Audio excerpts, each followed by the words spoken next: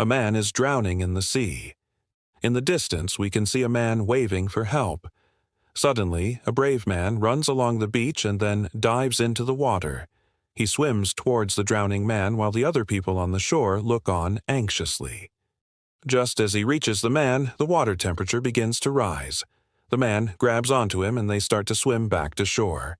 But suddenly, the water erupts and a giant shark fin cuts through it as it swims swiftly towards them. The camera zooms in on the shark's dorsal fin as it gets closer and closer.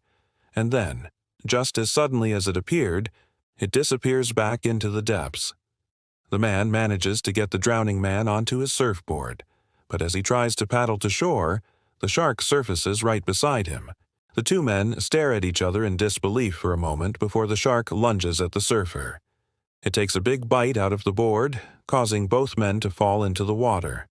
As the shark circles them, the surfer uses an oar to fend off another attack. He manages to hit the shark several times until it eventually swims away. The two men cling to each other as they float in the water. Then, slowly but surely, the surfer begins to paddle towards the shore with the unconscious man still in his grip. As they approach the beach, a group of people rush down to the water's edge to help. They pull the men out of the water and onto the sand. One of the men is a woman who was on the beach.